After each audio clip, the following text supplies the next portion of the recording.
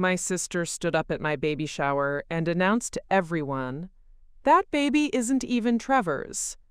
The room went silent. 30 pairs of eyes turned to stare at me, holding my 6-month-old daughter. I looked down at little Autumn in my arms, then back at my sister, and smiled.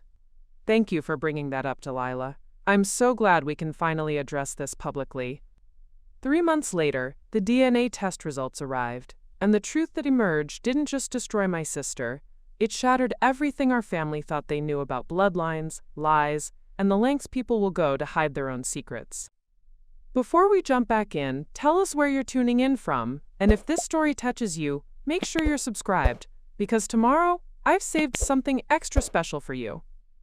The afternoon had started so perfectly, my mother-in-law, Patricia, had driven down from Millbrook to help organize the belated baby shower in my living room. 6 months after Autumn's birth, we'd finally found time to celebrate properly. The house smelled like vanilla cake and fresh flowers. Pink and white balloons bobbed against the ceiling, and gift bags covered every surface of my dining room table. I should have known something was wrong when Delilah arrived an hour late, her usual dramatic entrance amplified by the way she swept through my front door without bothering to knock. At 28, she'd perfected the art of making every gathering about herself, but today felt different. There was something sharp in her eyes, something predatory that I'd never seen before. "Sorry I'm late," she announced to the room full of my friends and family. Traffic from downtown Riverside was absolutely insane. She air-kissed my cheek, but her smile didn't reach her eyes. "Where's the little angel?" I gestured to Autumn, who was sleeping peacefully in her bouncy seat near the window. My daughter was perfect. Soft brown curls, Trevor's green eyes, and the most content disposition I'd ever seen in a baby. Everyone who met her commented on how much she looked like both Trevor and me, a perfect blend of our features. "She's beautiful," Delilah said, but something in her tone made me uncomfortable. "Absolutely beautiful. You're so lucky, Camilla." The gift opening went smoothly at first. My best friend Nora had bought the most adorable tiny sneakers. My mother, Helen, had knitted a blanket in soft yellow with intricate cable patterns. Patricia presented us with a silver rattle that had been in Trevor's family for 3 generations. Each gift came with stories and well wishes, and I felt surrounded by love and support. Trevor sat beside me on the couch, his hand resting protectively on my knee. We'd been married for 3 years, and these past 6 months, as new parents, had only strengthened our bond. He worked long hours as an architect at Morrison & Associates, but he never missed a feeding or a diaper change when he was home. Watching him with Autumn made me fall in love with him all over again. That's when Delilah decided to detonate her bomb. She'd been unusually quiet during the gift opening, sitting in the corner armchair with a glass of wine, watching everything with that strange intensity. When the last present was unwrapped and everyone was settling into casual conversation, she stood up abruptly. The movement was so sudden that conversation stopped mid-sentence. "I have something to say," Delilah announced, her voice carrying across the room with unmistakable authority. "I think it's time everyone knew the truth." My stomach dropped. In our family, Delilah's truth-telling sessions never ended well. She had a talent for creating drama where none existed, for stirring up trouble when things were going too smoothly. But this felt different. This felt personal. "Delilah," my mother warned quietly, "this isn't the time or place for—" "No, Mom, this is exactly the time and place." Delilah's eyes found mine across the room, and I saw something that looked almost like triumph. "Everyone's here celebrating this beautiful baby, but they deserve to know what's really going on." The room felt like it was holding its breath. Patricia's coffee cup froze halfway to her lips. My friend Sarah, who'd been bouncing Autumn gently, stopped moving entirely. Trevor's hand tightened on my knee, and I could feel tension radiating from his body. "That baby," Delilah said, pointing directly at Autumn, "isn't even Trevor's." The silence that followed was deafening. I could hear the grandfather clock ticking in the hallway, could hear someone's sharp intake of breath, could hear my own heartbeat thundering in my ears. But I didn't react the way everyone expected me to. I didn't gasp. I didn't cry. I didn't stand up to defend myself or demand an explanation. Instead, I looked down at my sleeping daughter, then back at my sister, and I smiled. Not a shocked smile, not a hurt smile, but a calm, knowing smile that seemed to confuse everyone in the room. "Thank you for bringing that up, Delilah," I said, my voice steady and clear. "I'm so glad we can finally address this publicly." The confused murmurs that rippled through the room told me that my reaction wasn't what anyone had expected. Trevor was staring at me with wide eyes, clearly as shocked by my response as by Delilah's accusation. My mother looked like she might faint. Patricia had gone completely pale. But Delilah's triumphant expression faltered. She'd obviously expected tears, denials, maybe even a dramatic confrontation. My calm acceptance wasn't part of her script. "You're glad?" she stammered. "Absolutely," I replied, adjusting Autumn in my arms. "I think it's wonderful that you've given us this opportunity to clear the air in front of everyone who matters to us." The room was buzzing with confused whispers now. I could see people exchanging glances, trying to understand what was happening. Had I just admitted to having an affair? Was I confirming Delilah's accusation? Or was there something else going on entirely? Trevor found his voice first. "Camilla, what are you talking about?" I turned to face my husband, this man I loved more than life itself, and I saw the fear in his eyes. Fear that his wife had betrayed him, fear that his daughter wasn't his, fear that his entire world was about to collapse. "Don't worry, honey," I said softly, reaching over to squeeze his hand. "Everything's going to be okay. In fact, everything's going to be better than okay." Then I looked back at Delilah, who was now standing frozen in the middle of my living room, clearly realizing that her dramatic revelation hadn't gone according to plan. "You know, Delilah, I think you're absolutely right. It is time everyone knew the truth. All of it." The way I emphasized those last 3 words made something flicker across my sister's face, something that looked almost like panic. And in that moment, sitting in my living room surrounded by family and friends, holding my beautiful daughter while my sister tried to destroy my marriage, I realized that this baby shower was about to become the most important day of my life. Not because of Delilah's accusation, but because of the truth I was finally ready to reveal. Preparing and narrating this story took us a lot of time, so if you are enjoying it, subscribe to our channel. It means a lot to us. Now, back to the story. The tension in my living room was thick enough to cut with a knife. 30 people who had come to celebrate my daughter's belated baby shower were now witnessing what appeared to be the complete implosion of my marriage.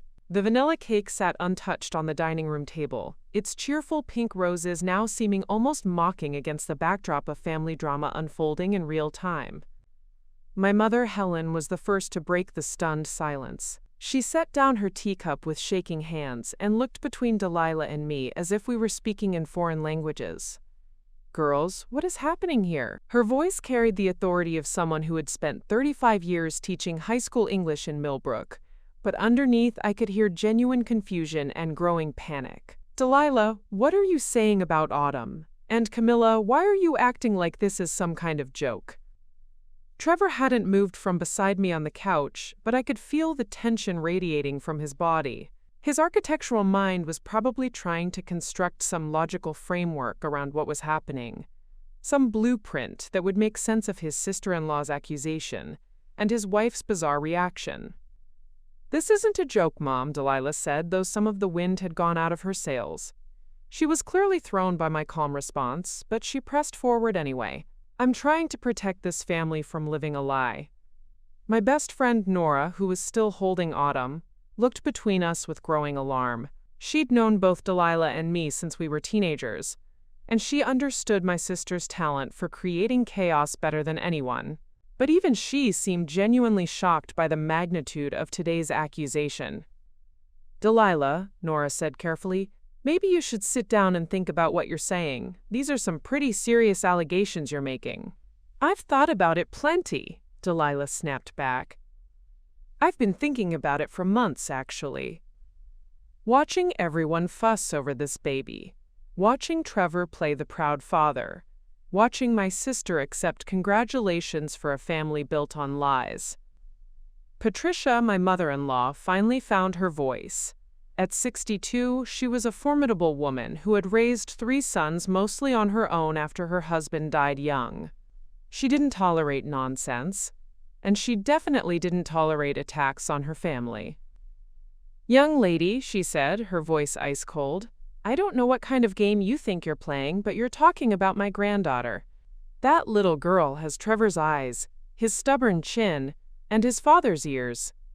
Anyone with functioning vision can see the family resemblance." I watched Delilah's face as Patricia spoke, and I saw something interesting flicker across her features. Not embarrassment or shame, but something that looked almost like calculation, as if she was mentally cataloging Patricia's words for some future use. "Genetics can be tricky," Delilah said smoothly. "Sometimes babies look like people they're not related to. Sometimes the truth isn't as obvious as everyone wants to believe." The way she said it sent a chill down my spine. This wasn't just a random accusation born from jealousy or attention-seeking behavior. Delilah had clearly thought this through, prepared for counterarguments, planned this confrontation with military precision. But what she hadn't planned for was my reaction. My friend Sarah, who worked as a nurse at Riverside General Hospital, stepped forward with the practical directness that made her so good at her job. "Delilah, do you have any actual evidence to support what you're saying? Because this is a pretty serious accusation to make without proof." "Evidence?" Delilah laughed, but it wasn't a pleasant sound. "Sometimes evidence is right in front of everyone's faces, and they choose not to see it." Trevor finally spoke, his voice tight with controlled anger. "What the hell is that supposed to mean, Delilah? Either you have something concrete to say or you need to stop talking." I had rarely heard my husband use that tone of voice. Trevor was naturally even-tempered, the kind of man who thought through problems methodically rather than reacting emotionally. But Delilah had clearly pushed him past his breaking point. "It means," Delilah said, turning to face Trevor directly, "that maybe you should ask your wife about her friendship with Dr. Marcus Chen from the fertility clinic." The name hit the room like a physical blow. I felt Trevor's entire body go rigid beside me. Patricia's coffee cup rattled against its saucer. Even my mother made a small, involuntary sound of shock. Dr. Marcus Chen. The fertility specialist Trevor and I had consulted 2 years ago when we were having trouble conceiving. The man who had helped us understand my irregular cycles, who had prescribed the treatments that eventually led to Autumn's conception. The man who was married, professional, and had never been anything more than my doctor. But I could see from the faces around the room that Delilah's implication was crystal clear to everyone. She was suggesting that my relationship with Dr. Chen had been more than medical. That Autumn might be his child rather than Trevor's. "That's enough," my mother said, standing up with the kind of parental authority that could silence a classroom full of teenagers. "Delilah Marie Hartwell, I don't know what's gotten into you, but this stops right now." "Does it, Mom?" Delilah shot back. "Or do we finally start asking the questions everyone's been too polite to ask? Why did it take Camilla 3 years to get pregnant? Why did she insist on going to that particular clinic? Why did she have so many private appointments that Trevor never attended?" Each question landed like a calculated punch. I could see doubt creeping into faces around the room, could see people beginning to wonder if maybe, just maybe, there was something to Delilah's accusations. Patricia was staring at me with new eyes, probably remembering every detail of my pregnancy, every doctor's appointment, every moment that might now seem suspicious in hindsight. Nora was holding Autumn a little tighter, as if protecting her from the toxic atmosphere surrounding her existence. But Trevor's reaction was what broke my heart. I could see him mentally reviewing our entire relationship, questioning moments that had seemed perfectly innocent just minutes ago. The doubt in his eyes was like watching him fall in love with me in reverse, each shared memory now tainted with suspicion. "Trevor," I said softly, reaching for his hand. "You know me. You know who I am." He looked at me, and for a moment I saw the man I'd fallen in love with, the man who'd held my hand through every doctor's appointment, every failed pregnancy test, every moment of hope and disappointment on our journey to parenthood. But then his eyes hardened slightly, and I realized that Delilah had accomplished exactly what she'd set out to do. She'd planted seeds of doubt that would be almost impossible to uproot with words alone. "I thought I did," he said quietly. The room fell silent again, but this time it was the heavy silence of relationships fracturing in real time. Friendships, family bonds, and a marriage that had seemed unshakable just an hour ago were all suddenly hanging by threads. Delilah stood in the center of it all, looking almost satisfied despite the chaos she'd created. She'd always been the sister who commanded attention, who could walk into any room and become its focal point within minutes. But this was different. This felt deliberate and cruel in a way that went beyond simple sibling rivalry. As I sat there holding my daughter, surrounded by people who no longer knew what to believe about me, I realized that Delilah had just declared war, not just on my marriage, but on my entire life. What she didn't realize was that I'd been expecting this battle for months. And unlike everyone else in that room, I was ready for it. The baby shower ended with the kind of awkward exodus that happens when no one knows what to say, but everyone knows they need to leave. Guests mumbled polite thanks for the lovely afternoon while avoiding eye contact, clutching their purses like shields as they hurried toward the front door. The cheerful pink and white decorations suddenly felt like evidence of some elaborate charade, and I watched 30 people who had come to celebrate my daughter's life leave my house, wondering if that life was built on lies. Nora was the last to go, lingering in my doorway with Autumn still in her arms. My best friend since college had witnessed every moment of my relationship with Trevor, from our first awkward coffee date to our wedding day to the night I called her crying because we'd been trying to conceive for over a year with no success. "Cam," she said quietly, using the nickname only she and Trevor were allowed to use, "what the hell just happened in there?" I took Autumn from her arms, feeling the familiar weight of my daughter settle against my chest. 6 months old, and she was already developing her own little personality. Curious eyes that followed everything, tiny hands that reached for whatever caught her attention, and a smile that could melt the hardest heart. Looking at her now, I saw Trevor in every feature. The green eyes, the way her left eyebrow quirked up when she was concentrating, even the stubborn set of her jaw when she didn't want to eat her vegetables.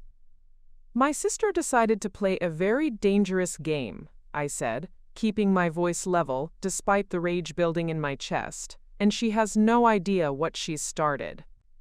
Nora studied my face with the intensity of someone who had known me for over a decade. "You're not surprised by this. You're angry, but you're not surprised." "Why?"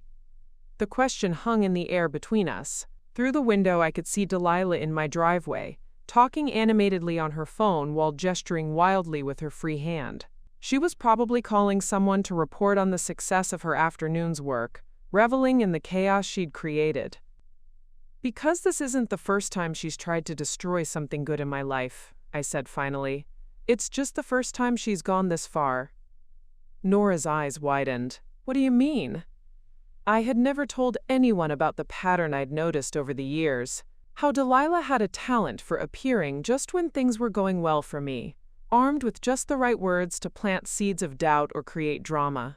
When I'd gotten my first promotion at the marketing firm, she'd made casual comments to my colleagues about nepotism and sleeping with the boss. When Trevor proposed, she'd spent our engagement party asking relatives if they thought we were rushing into things.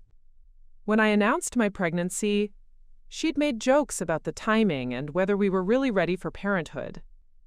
Each incident could be dismissed as sisterly concern or unfortunate timing, but taken together, they formed a pattern of deliberate sabotage that I'd been too generous to acknowledge until now. "She's been doing this for years," I told Nora. Small things, subtle things. Nothing I could call her out on directly without sounding paranoid or petty. But this, I gestured toward the now empty living room with its abandoned cake and scattered gift wrap. This crosses every line.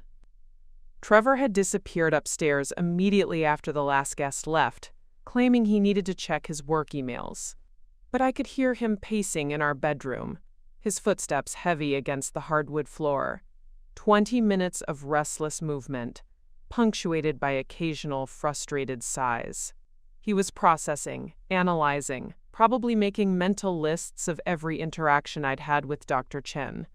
Every moment that might support or contradict Delilah's accusation. The rational part of me understood his confusion.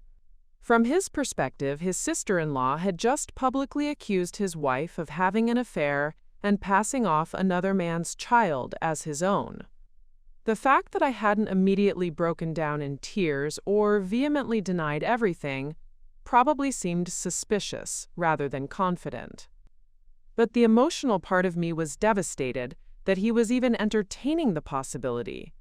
3 years of marriage, a year of struggling with fertility issues together, months of doctor's appointments and treatments and hopes and disappointments, and one accusation from my unstable sister was enough to make him question everything. My phone buzzed with a text message. Delilah, of course. I'm sorry it had to happen like this, but someone needed to tell the truth. Call me when you're ready to talk about moving forward. Moving forward. As if she'd done me a favor by publicly humiliating me and destroying my marriage. As if her accusation was some kind of intervention, rather than a calculated attack. I stared at the message for a long moment, then made a decision that would change everything. Instead of calling her, instead of trying to defend myself or explain away her accusations, instead of begging Trevor to trust me or demanding that my family choose sides, I was going to do something that Delilah would never expect. I was going to give her exactly what she wanted. If she wanted to question Autumn's paternity, then we would get definitive proof. If she wanted to create doubt about my relationship with Dr. Chen, then we would examine every aspect of that relationship under a microscope. If she wanted to destroy my marriage with accusations and implications, then we would face those accusations head-on with facts and evidence. But I wasn't going to do it on her timeline or her terms. I was going to control this narrative from beginning to end, and when the truth finally came out, it would destroy her credibility so completely that she'd never be able to manipulate our family again. The realization filled me with a cold, clear sense of purpose that I'd never experienced before. For years, I'd tried to be the peacekeeper, the understanding sister who made excuses for Delilah's behavior and tried to smooth over the chaos she created. I'd convinced myself that family loyalty meant protecting her from the consequences of her actions, even when those actions hurt me. But attacking my daughter, questioning her parentage, trying to convince my husband that she wasn't his child, that was unforgivable. That was a line she could never uncross. I walked to my desk in the corner of the living room and pulled out a yellow legal pad. At the top of the first page, I wrote timeline in neat block letters. Then I began reconstructing every detail of the past 2 years, from our first fertility consultation to Autumn's birth and beyond. Dr. Chen's office visits, dates, times, who attended, what was discussed. I had kept meticulous records during our fertility journey, documenting everything from my cycle dates to medication schedules to test results. Every appointment was noted in my planner. Every interaction was recorded in the medical files I'd requested copies of for insurance purposes. Trevor's travel schedule during the relevant months. His firm had been working on a major project in Phoenix that required frequent trips, but I had access to his calendar and credit card statements.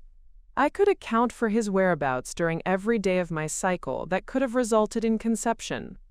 My own schedule during that same period.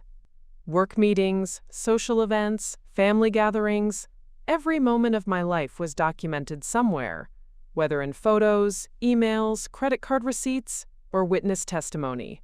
As I wrote, I realized that Delilah had made a crucial error in her choice of target. If she had simply accused me of having an affair, it would have been difficult to prove a negative. But by specifically questioning Autumn's paternity and implying a relationship with Dr. Chen, she had made claims that could be definitively proven or disproven with scientific evidence. The footsteps upstairs had stopped. Trevor was probably lying on our bed, staring at the ceiling, trying to reconcile the woman he'd married with the woman his sister-in-law had described.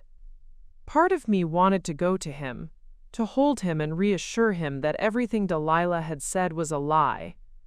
But I knew that words wouldn't be enough now. The doubt had been planted, and only irrefutable proof would be able to root it out completely. My phone rang. My mother, probably calling to check on me after the disaster of an afternoon we'd all just endured. "Camilla, honey, are you okay?" Her voice was tight with worry and confusion. "I'm fine, Mom. Better than fine, actually." "How can you be fine? Your sister just... in front of everyone. I don't understand what's happening with this family." I could hear the tears in her voice, and my heart ached for her. Helen Hartwell had raised 2 daughters as a single mother after my father died when I was 12. She'd worked multiple jobs to put us both through college, sacrificing her own dreams so we could chase ours. She didn't deserve to watch her family tear itself apart over lies and manipulation. "Mom, I need you to trust me on something," I said. "Whatever Delilah told you, whatever she's planning to tell you, I need you to wait before you react. Can you do that for me?" There was a long pause. "Camilla, is what she said true? About the baby? About Dr. Chen?" The question hit me like a physical blow, not because it was unexpected, but because it came from my own mother. The woman who had held my hand through every crisis of my life, who had been my biggest supporter and fiercest protector, was now questioning my integrity because of Delilah's poison. "No, Mom," I said quietly, "none of it is true, but I'm going to prove that in a way that leaves no room for doubt. Not for you, not for Trevor, not for anyone." "How?" "By giving Delilah exactly what she's asking for. She wants proof about Autumn's paternity. She'll get it. She wants to examine my relationship with Dr. Chen. We'll examine every aspect of it. She wants to destroy this family with lies. I'm going to rebuild it with truth." The determination in my own voice surprised me. 6 months ago, if someone had told me I'd be capable of this kind of cold, strategic thinking in the face of personal attack, I wouldn't have believed them. But motherhood had changed me in ways I was only beginning to understand. The fierce protectiveness I felt toward Autumn extended beyond just keeping her safe from physical harm. It meant protecting her future, her family, her right to grow up knowing exactly who she was and where she came from. "I love you, Mom," I said. "And I love this family. That's why I'm going to fight for it." After I hung up, I looked down at my legal pad, now covered with dates and notes and the beginnings of a comprehensive defense against my sister's accusations. But it wasn't really a defense, I realized. It was something much more powerful. It was the foundation of Delilah's complete and total destruction. The first sign that my world had fundamentally shifted came at 6:47 a.m. the next morning, when Trevor's alarm went off and he rolled out of bed without his usual kiss on my forehead. For 3 years of marriage, that gentle morning kiss had been our ritual, his way of saying goodbye even when I was still half asleep. Its absence felt like a physical loss, a small but devastating confirmation that Delilah's poison had already begun its work. I lay in bed listening to him move through our morning routine in complete silence. No humming in the shower, no cheerful whistling while he made coffee, no calling up the stairs to ask if I needed anything from the kitchen. Just the mechanical sounds of a man going through the motions while his world crumbled around him. When I finally made it downstairs with Autumn, I found a cold cup of coffee waiting on the counter, a peace offering that somehow felt more like an apology. Trevor had already left for work, 30 minutes earlier than usual, leaving behind only a brief note. "Gone to office early. We should talk tonight. Dash tea. The formality of it broke my heart. We should talk tonight. As if we were colleagues scheduling a business meeting, rather than husband and wife working through a crisis. As if 3 years of marriage and a beautiful daughter together weren't enough to warrant a conversation before he walked out the door. My phone had been buzzing incessantly since dawn. Text messages, missed calls, voicemails, but not from the people I expected. Not from Trevor checking in, not from my mother offering support, not from friends wanting to help me process what had happened. Instead, the messages were from Delilah's allies, people I barely knew offering unsolicited advice and thinly veiled judgments disguised as concern. Jessica Wright, Delilah's college roommate who I'd met maybe 3 times. I heard about yesterday. Just wanted you to know that secrets always come out eventually, and it's better to be honest now before things get worse. My cousin Rachel from Portland. Mom told me what happened at the baby shower. Maybe you should consider family counseling. It might help everyone process this situation in a healthy way. Even Mrs. Brennan, our elderly neighbor who had probably gotten the story filtered through multiple sources. Dear, I've seen many marriages survive difficult revelations. The important thing is taking responsibility and making amends. Each message carried the same underlying assumption that Delilah's accusations were true, that I was the guilty party, that I needed to confess and seek forgiveness rather than defend myself. The speed with which this narrative had spread overnight was breathtaking and terrifying. But it was the silence from my usual support system that hurt the most. Nora, who had been texting me daily since Autumn's birth, had gone completely quiet. My work colleagues, who normally filled our group chat with mundane complaints and funny memes, hadn't sent a single message. Even Sarah, who had witnessed the entire confrontation yesterday, seemed to have disappeared from my life entirely. I realized that Delilah hadn't just questioned my daughter's paternity, she had systematically isolated me from everyone who might have offered support or believed my side of the story. Somehow, in the 18 hours since her announcement, she had managed to control the narrative so completely that I was already being treated as guilty rather than accused. The scope of her manipulation was becoming clearer by the hour. This wasn't a spontaneous outburst or a moment of poor judgment. This was a carefully orchestrated campaign designed to destroy my credibility and isolate me from anyone who might help me fight back. Around noon, I decided to test my theory by calling Patricia, my mother-in-law. If anyone would stand by me and Trevor, it would be the woman who had welcomed me into her family with open arms and treated me like the daughter she'd never had. The phone rang 4 times before she answered, and her voice was noticeably cooler than usual. Hello, Camilla. Hi, Patricia. I wanted to call and check in after yesterday. I know it was a shock for everyone, and I thought we should talk. There was a long pause that made my stomach clench. I think, she said carefully, that you and Trevor need to work through your issues privately before involving the rest of the family.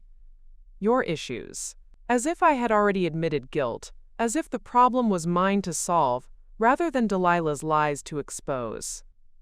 Patricia, you know me, I said, trying to keep the desperation out of my voice. You've known me for 4 years. Do you really think I'm capable of what Delilah accused me of? Another pause, longer this time. I think, she said finally, that people are capable of surprising things when they're desperate or scared or feeling trapped. The words hit me like a slap. This woman who had held my hand during labor, who had stayed up all night helping me when Autumn had colic, who had told me repeatedly that I was the best thing that ever happened to her son, she was already convinced of my guilt based on nothing more than Delilah's public accusation.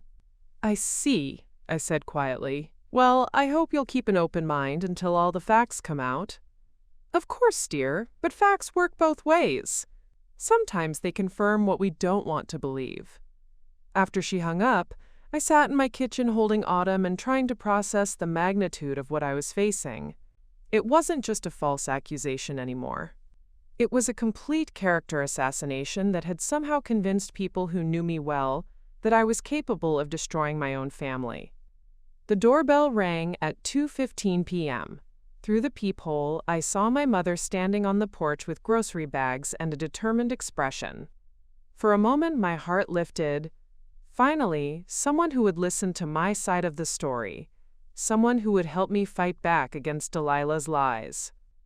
But when I opened the door, Helen's first words shattered that hope.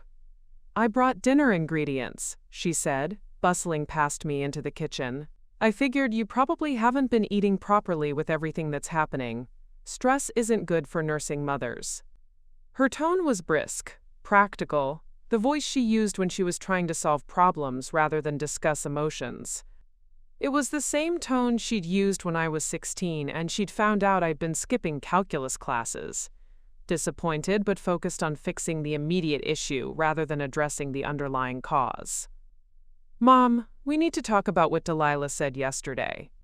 "What we need," she said, unpacking groceries with unnecessary force, "is to figure out how to move forward in a way that's best for everyone, especially that sweet baby."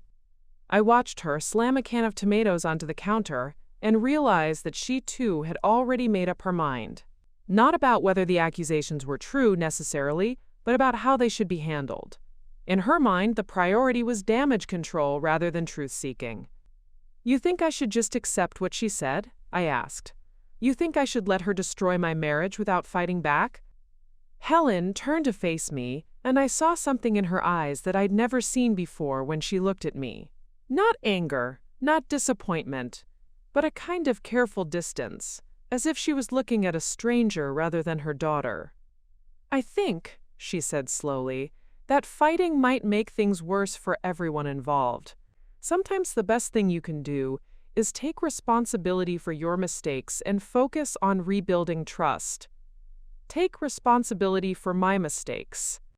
The phrase echoed in my head as I realized that even my own mother had been convinced that I was guilty of something.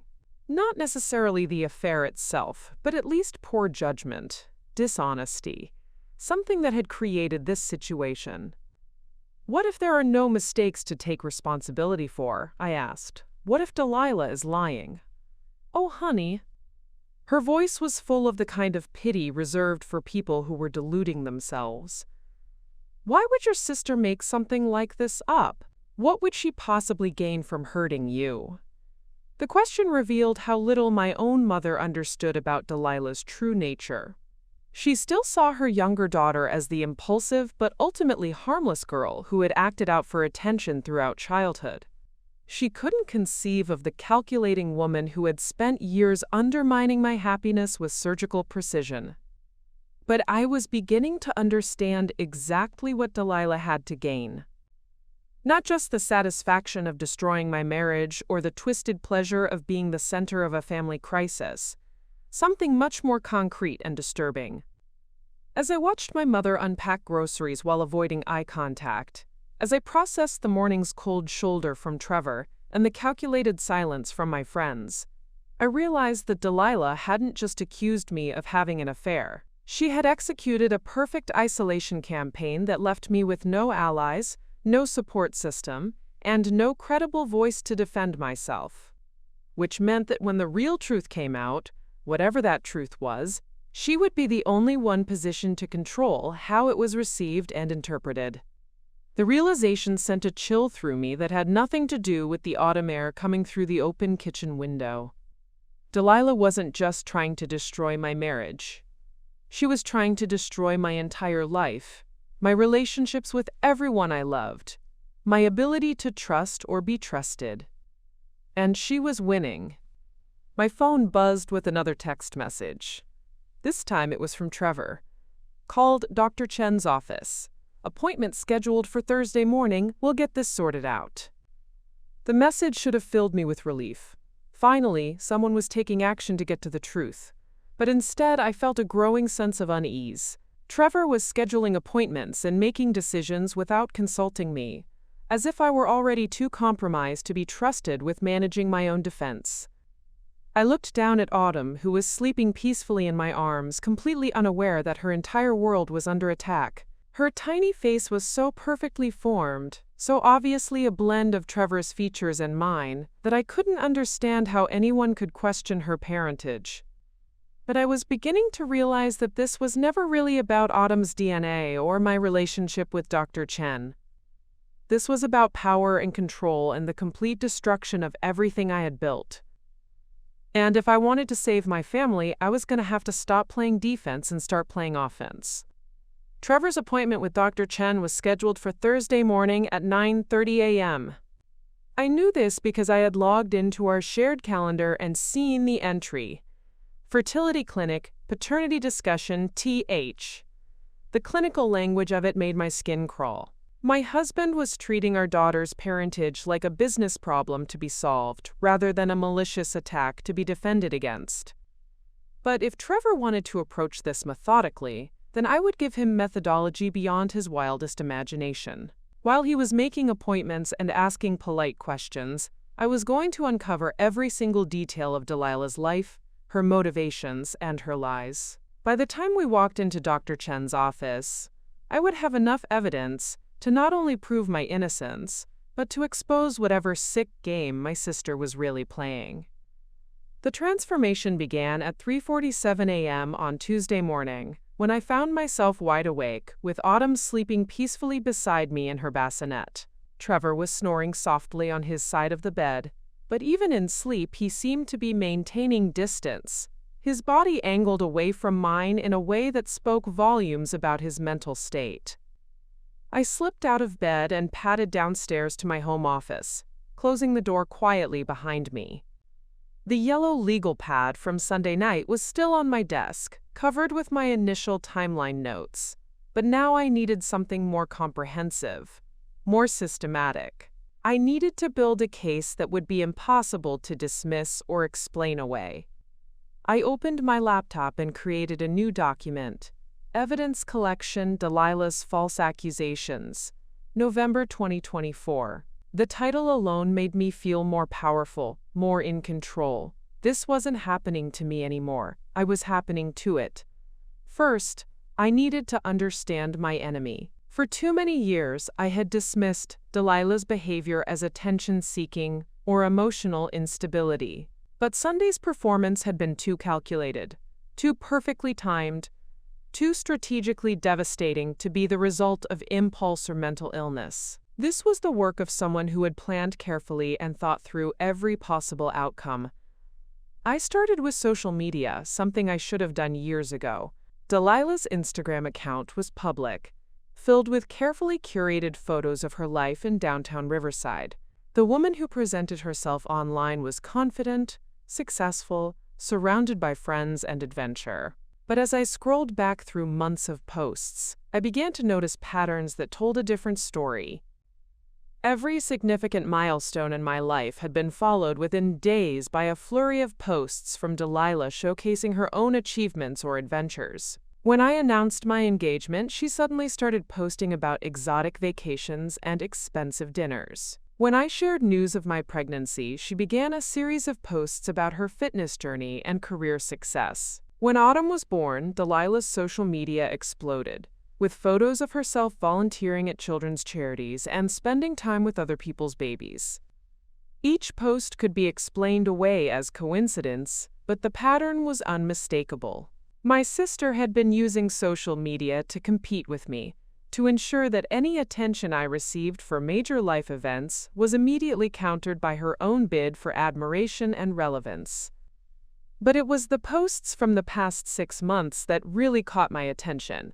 Since Autumn's birth, Delilah's content had taken on a subtle but unmistakable edge.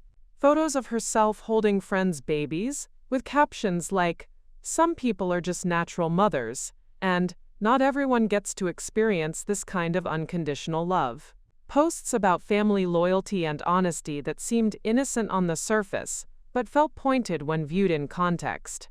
Then I found the smoking gun, buried in a series of Instagram stories from 3 weeks ago that most people would have missed because they expired after 24 hours. But I had screenshot capabilities, and I knew how to recover deleted social media content from cached pages. The story was a photo of Delilah having lunch with someone whose face was mostly obscured by the angle of the shot. The caption read, "Sometimes you have to be the one to tell difficult truths. Family isn't about keeping secrets, it's about keeping each other honest." I enhanced the image using photo editing software and felt my blood turn to ice. The partially visible face belonged to Dr. Marcus Chen. My hands were shaking as I saved the screenshot and added it to my evidence file. Delilah had been meeting with my fertility doctor behind my back, and she had been planning this attack for at least 3 weeks. But why would Dr. Chen agree to meet with her? What could they possibly have discussed that would lead to Sunday's accusations? I needed more information, and I needed it fast. Trevor's appointment was in 2 days, and I couldn't let him walk into that office without understanding the full scope of what we were dealing with. That's when I remembered something that could change everything. During our fertility treatments, the clinic had required extensive documentation not just of my medical history, but of Trevor's as well. Blood work, genetic testing, detailed family medical histories. Everything needed to create the most effective treatment plan possible. All of that information would still be in their files, including DNA markers and genetic profiles that could definitively prove or disprove paternity. But more importantly, all patient interactions were recorded and logged. Every phone call, every appointment, every consultation was documented for legal and medical purposes. If Delilah had contacted Dr. Chen's office, if she had scheduled meetings or made inquiries about my treatment, there would be a record of it. I picked up my phone and called the clinic's after-hours line. As a former patient, I had every right to request copies of my complete medical file, including all documentation related to my treatment. The automated system walked me through the process of submitting a formal records request, which would take 3 to 5 business days to process. 3 to 5 days was too long. I needed that information before Thursday morning, which meant I was going to have to get creative. I spent the next hour researching the clinic's staff directory, their office procedures, and their patient privacy policies. Dr. Chen's practice employed 12 people, including nurses, administrative staff, and medical assistants. One of those people had to have access to the records I needed, and one of them had to be willing to help me get them. The weak link turned out to be Amanda Foster, a medical records clerk who had been particularly friendly during my treatments. She was young, probably in her early 20s, and had always seemed genuinely invested in the success of her patients' journeys to parenthood. More importantly, she had mentioned during one of my visits that she was studying to become a nurse herself, which suggested she understood the importance of accurate medical information. At 7:30 a.m., I called the clinic and asked to speak with Amanda directly. When she came on the line, I could hear the smile in her voice as she recognized my name. "Mrs. Hartwell, how wonderful to hear from you. How's your beautiful baby doing?" "She's perfect, Amanda. Thank you for asking. But I'm calling because I need your help with something urgent." I took a deep breath and made a decision that would either save my marriage or destroy what little credibility I had left.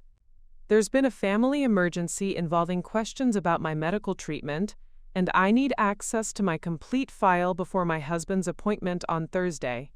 I know it's unusual, but I'm hoping you can help me understand what's in those records so I can be prepared for what we're going to discuss.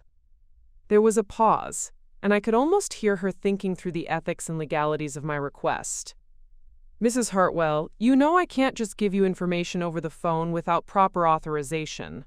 But," another pause, "if you came in person with proper identification, I could certainly walk you through the standard process for accessing your own medical records. And if there happen to be any urgent discrepancies or concerns in your file, well, as a former patient, you'd have every right to know about them." The careful way she phrased it told me everything I needed to know.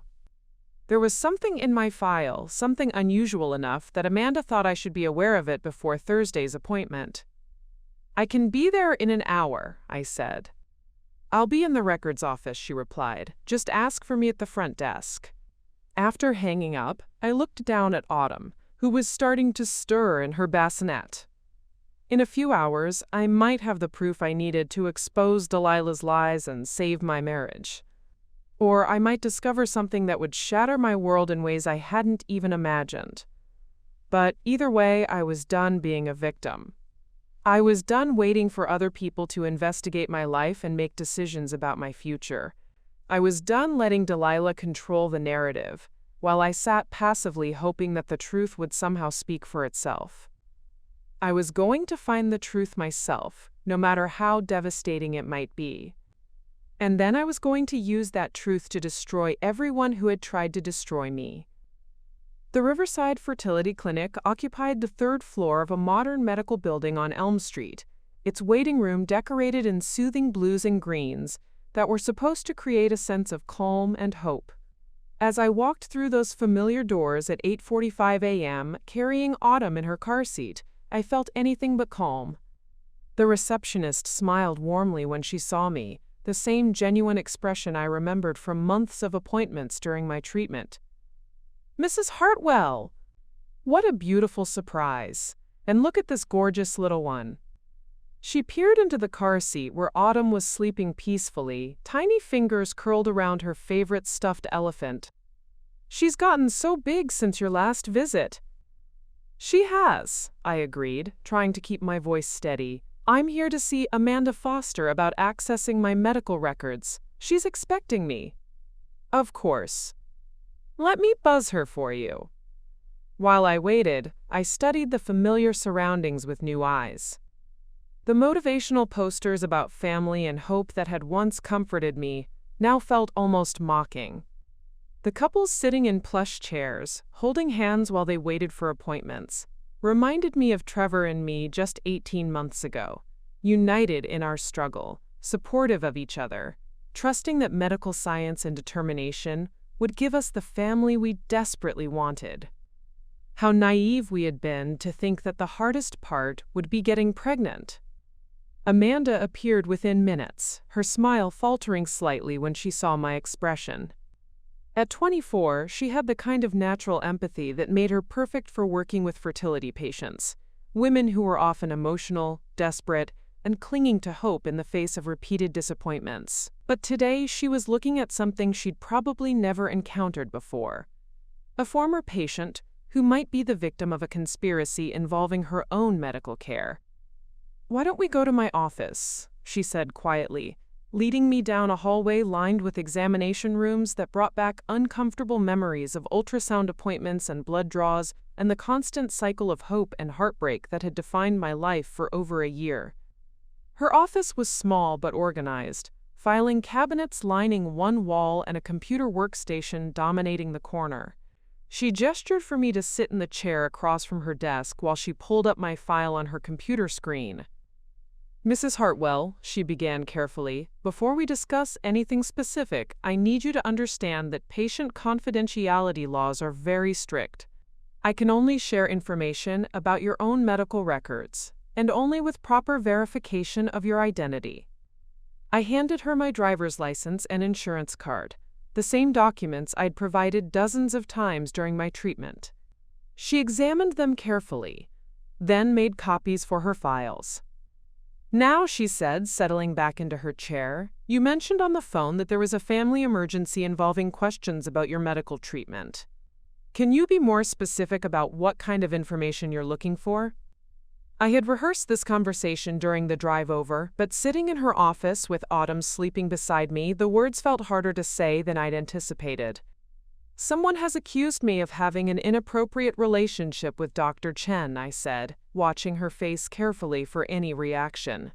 "They're claiming that my daughter might not be my husband's child, and they're suggesting that my relationship with this clinic was unprofessional." Amanda's eyebrows shot up, and I saw genuine shock in her expression.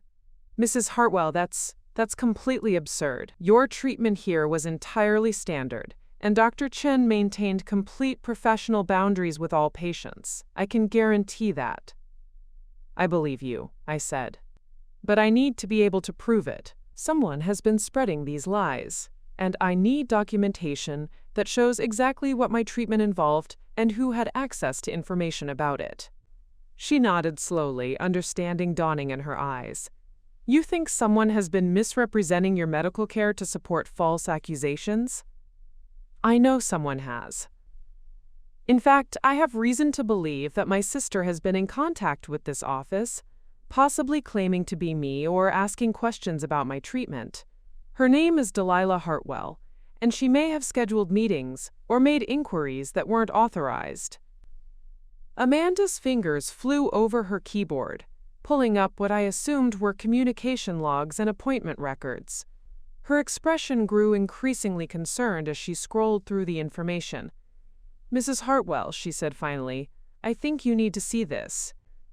She turned her computer screen toward me, and I found myself looking at a detailed log of all communications related to my case. Most of the entries were exactly what I expected: appointment confirmations, lab result notifications, billing inquiries. But mixed in among the legitimate contacts were several that made my blood run cold. 3 weeks ago, someone claiming to be Camilla Hartwell had called requesting copies of all fertility treatment records, including genetic testing results and partner medical histories.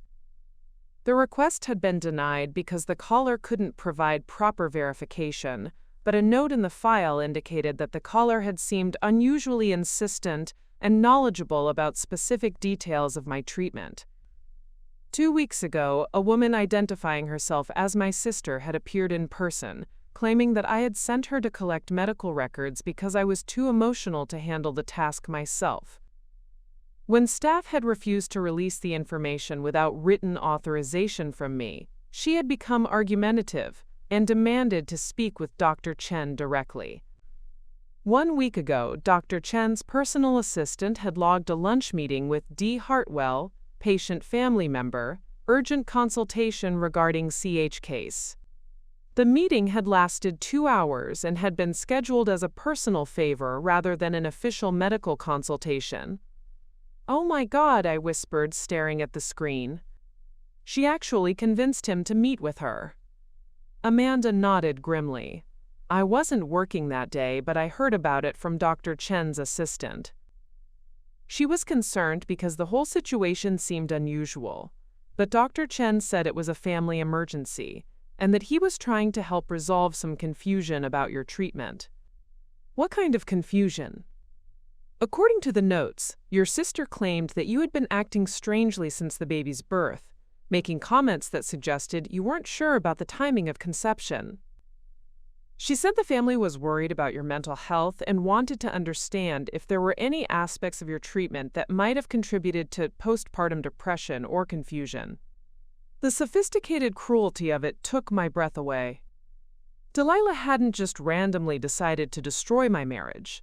She had spent weeks laying the groundwork, creating a narrative that portrayed me as mentally unstable and possibly delusional about my own medical treatment. She had manipulated Dr. Chen's genuine concern for a former patient's well-being to gain access to confidential information that she could then use to construct her web of lies. "Did she get access to my records?" I asked, though I was terrified of the answer. "Not officially," Amanda said. "But Dr. Chen did discuss general aspects of your treatment with her, thinking he was helping a concerned family member understand a medical situation. He may have inadvertently provided information that she was able to misinterpret or take out of context." "What kind of information?" Amanda hesitated, clearly struggling with patient confidentiality concerns. "Mrs. Hartwell, I need you to understand that everything Dr. Chen told your sister was factual and presented in the context of helping your family understand your medical situation. But taken out of context, some of that information could be misunderstood by people who don't have medical training." "Tell me," I said, "please. I need to know what she knows." "Your fertility treatment involved several different approaches over the course of 14 months. During that time, Dr. Chen recommended various interventions, including hormone therapy, ovulation induction, and timed intercourse protocols. Some of these treatments can affect the timing of ovulation and conception in ways that might seem confusing to people who don't understand reproductive medicine." My heart was pounding as I began to understand the scope of Delilah's deception. She had gained access to technical medical information about my treatment, information that could be twisted to support false accusations about the timing of conception or the circumstances surrounding Autumn's parentage. "There's more," Amanda said quietly. "During your treatment, we routinely collect genetic information from both partners to optimize treatment success. Your husband's genetic profile, blood type, and other medical information are all part of your permanent file. That information could be used to either support or contradict paternity claims, depending on how it's interpreted." "And Dr. Chen discussed this information with my sister?" "He discussed general aspects of how fertility treatment works and how genetic compatibility factors into treatment planning. He was trying to reassure a family member that your treatment had been appropriate and successful. But someone with malicious intent could potentially use that information to create doubt or confusion about medical facts." I sat back in my chair, overwhelmed by the magnitude of what I was learning. Delilah hadn't just made random accusations. She had systematically gathered legitimate medical information and twisted it to construct a believable lie. She had exploited Dr. Chen's professionalism and compassion to gain access to confidential details about my treatment, then used those details to create a narrative that would be difficult to disprove without revealing private medical information. "I need copies of everything," I said. "Every communication log, every record of her attempts to access my file, every note about Dr. Chen's meeting with her. I need documentation that proves she obtained this information through deception." Amanda nodded. "I can provide you with logs of all communications related to your case, including the unauthorized attempts to access your records. That's information you have every right to see as the patient involved." As she prepared the documentation, I felt a mixture of vindication and horror. I finally had proof that Delilah's accusations weren't random cruelty. They were the result of a calculated campaign of deception and manipulation that had taken weeks to orchestrate. But I also realized that the evidence I was gathering might not be enough to undo the damage she had already done. The lies were out there, spreading through my family and social circle like poison. Even with proof of Delilah's deception, would people be willing to believe that someone could be capable of such elaborate cruelty? Looking down at Autumn, still sleeping peacefully in her car seat, I knew I had to find out. My daughter deserved to grow up in a family built on truth, not lies. And I was going to make sure that happened, no matter what it cost me. Armed with Amanda's documentation, I drove home with a sense of purpose I hadn't felt since Sunday's devastating confrontation. The manila folder on my passenger seat contained 17 pages of communication logs, attempted record access reports, and detailed notes about Delilah's unauthorized contact with the fertility clinic. It was concrete proof of her deception, but I knew it was only the beginning of what I needed to completely expose her lies. Back in my home office, I spread the clinic documents across my desk, alongside my growing collection of evidence. The Instagram screenshot of Delilah with Dr. Chen now made perfect sense. She had been documenting her manipulation campaign, probably for future reference, or perhaps out of some twisted sense of pride in her own cleverness.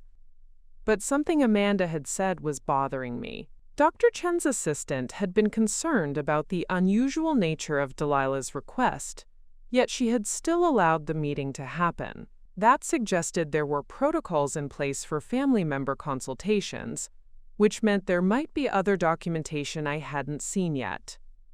I called the clinic back and asked to speak with Dr. Chen's assistant directly. When Margaret Torres came on the line, her voice was crisp and professional, but I could hear a note of wariness that suggested she remembered the situation with my sister. "Mrs. Hartwell, how can I help you today?" "Margaret, I'm calling about the consultation my sister had with Dr. Chen last week. I understand there were some concerns about the appropriateness of that meeting, and I'd like to understand exactly what was discussed." There was a long pause. "Mrs. Hartwell, I'm not sure I can discuss the details of Dr. Chen's private consultations, even with family members." "I'm not asking as a family member," I said carefully.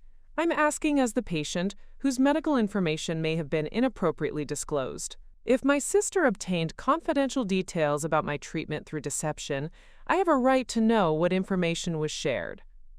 Another pause, longer this time. I could hear papers rustling in the background as she presumably reviewed her notes from the meeting. Mrs. Hartwell, off the record, I was very uncomfortable with that entire situation. Your sister presented herself as deeply concerned about your mental health, claiming that you had been making statements suggesting confusion about your pregnancy timeline. She said your husband was worried about postpartum depression and wanted to understand if there were any medical factors that might be contributing to your apparent confusion. My stomach clenched as I realized how carefully Delilah had crafted her approach. She hadn't asked for specific medical information. She had created a scenario where Dr. Chen would feel compelled to provide that information out of genuine concern for a former patient's well-being. What exactly did she tell him I was saying? She claimed you had mentioned that you weren't sure when conception had occurred, that you were questioning whether the timing of your fertility treatments matched up with your pregnancy. She suggested that you might be experiencing some kind of memory issues or emotional disturbance related to your medical treatment. The sophistication of the lie was breathtaking. Delilah had essentially told Dr. Chen that I was exhibiting signs of mental instability related to my fertility treatment, creating a situation where any attempt on my part to defend myself could be dismissed as further evidence of psychological problems. And Dr. Chen believed this? Dr. Chen is a compassionate physician who genuinely cares about his former patients, Margaret said diplomatically. When presented with concerns about a patient's mental health, especially as they relate to fertility treatment and postpartum adjustment, he felt obligated to provide information that might help the family understand the medical situation. What specific information did he provide? Margaret hesitated again. Mrs. Hartwell, I think you should have this conversation directly with Dr. Chen. But I will say that he discussed general aspects of your treatment timeline, the various interventions that were attempted, and how those treatments might affect conception timing. He also explained how genetic testing and compatibility assessments work in fertility medicine. I thanked Margaret and hung up, then immediately began cross-referencing the information I'd gathered with my own medical records. During my fertility treatment, Trevor and I had undergone extensive genetic testing to optimize our treatment plan. Those tests had revealed detailed information about both of our genetic profiles, including markers that could definitively establish or rule out paternity. But here was the crucial detail that Delilah had apparently overlooked in her rush to destroy my marriage. Those same genetic tests that could be used to question paternity could also be used to prove it conclusively. If she was planning to continue her accusations, she was essentially demanding scientific evidence that would ultimately vindicate me. The realization gave me an idea that was either brilliant or completely reckless. Instead of waiting for Trevor's appointment on Thursday, instead of allowing Dr. Chen to slowly piece together the truth during what would undoubtedly be an awkward and painful consultation, I was going to take control of the narrative entirely. I was going to demand immediate paternity testing, not just for Autumn, but for comprehensive genetic analysis that would prove beyond any shadow of doubt that Trevor was her biological father. More importantly, I was going to do it publicly, in front of witnesses, in a way that would make it impossible for Delilah to continue her lies once the results came back. But first, I needed to understand exactly what evidence she thought she had. I spent the next 2 hours creating fake social media accounts and using them to dig deeper into Delilah's online presence. Her public Instagram was just the surface. She also maintained accounts on Facebook, LinkedIn, and Twitter that revealed different aspects of her personality and activities. Her LinkedIn profile was particularly interesting. For the past 6 months, she'd been working as a marketing coordinator for Westside Medical Group, a healthcare consortium that included several specialty practices. Her job responsibilities included patient outreach, medical records management, and coordination between different medical facilities. In other words, Delilah had professional access to medical terminology, patient privacy procedures, and healthcare communication protocols. She knew exactly how to navigate medical bureaucracy and how to manipulate healthcare professionals who were trained to prioritize patient welfare above all else. Her Facebook account, which she had set to private but which I was able to access through mutual friends, revealed even more disturbing information. Over the past 3 months, she had been posting frequently about family loyalty, the importance of honesty in relationships, and cryptic references to, quote, people who live lies and expect others to cover for them. But it was her Twitter account that provided the smoking gun I'd been looking for. 3 weeks ago, the same day she had first attempted to access my medical records, she had posted, "Sometimes protecting someone means forcing them to face reality, even when it hurts. Hashtag tough love, hashtag family first, hashtag truth hurts." 2 weeks ago, after her failed attempt to collect my records in person, people who manipulate medical professionals to cover their own mistakes are the worst kind of liars. Hashtag medical ethics, hashtag accountability. 1 week ago, the day after her lunch meeting with Dr. Chen, when you have to be the adult in the room and ask the hard questions everyone else is too scared to ask. Hashtag someone has to say it, hashtag family truth. And then, the night before Sunday's baby shower, tomorrow changes everything. Some people think they can live in fantasyland forever, but reality always wins. Hashtag truth bomb, hashtag family drama, hashtag no moralies. I screenshot every post, every comment, every timestamp. Delilah had essentially live-tweeted her manipulation campaign, documenting her progress as she systematically gathered information and planned her attack on my marriage. She had been so confident in her plan that she hadn't even tried to hide her activities. She had been proud of them. But as I compiled this evidence, I began to notice something else that made my blood run cold. Several of Delilah's friends and colleagues had been liking and commenting on these posts, offering support and encouragement for her brave decision to tell the truth. Some of the comments suggested that people in her social circle had been aware of Delilah's accusations before Sunday's baby shower, which meant that her public announcement hadn't been spontaneous at all.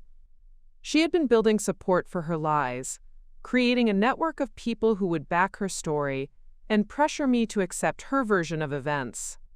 I was dealing with something far more sophisticated than a jealous sister making false accusations. This was a coordinated character assassination campaign that had been months in the planning, with multiple people involved and extensive documentation to support a completely fabricated narrative.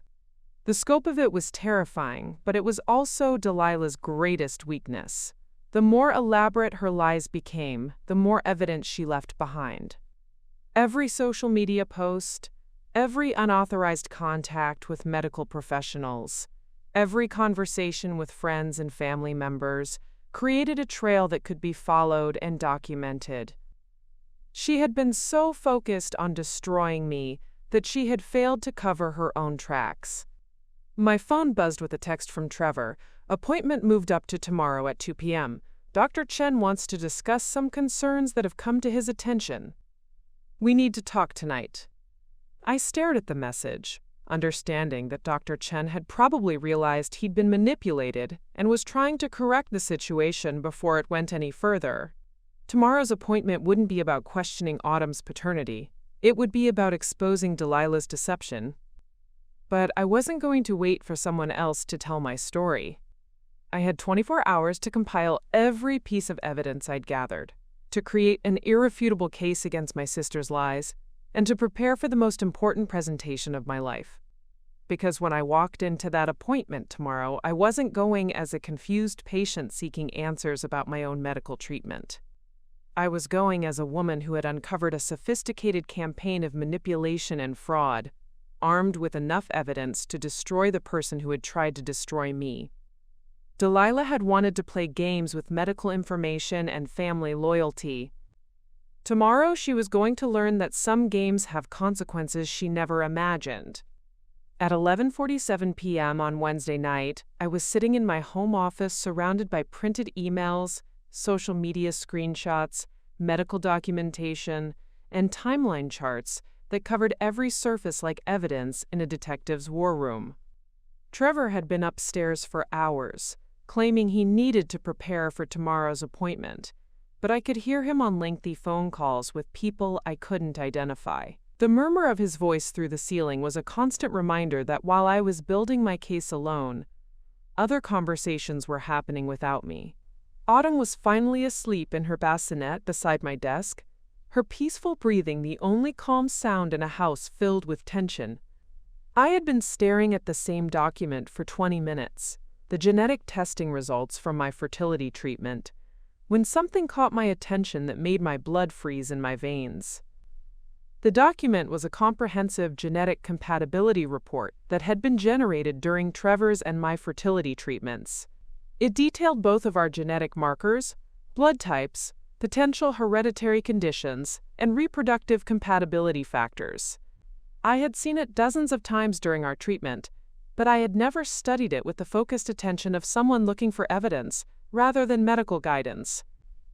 But now, cross-referencing it with everything I had learned about Delilah's deception campaign, I noticed something that changed everything I thought I understood about this situation. The report included a section on family medical history that had been compiled from both Trevor's and my genetic backgrounds. My portion included information about my parents, my sister, and various relatives who had provided medical history for the comprehensive analysis. Delilah's information was listed because genetic counselors always want complete family profiles when assessing reproductive risks. And there, buried in a subsection about potential genetic complications, was a detail that I had never paid attention to before but that now seemed to glow on the page like a neon sign. Delilah was listed as having a rare genetic marker, a chromosomal variation that occurred in less than 2% of the population and was associated with fertility complications. The notation indicated that this information had been provided during my initial genetic counseling session as part of my family medical history.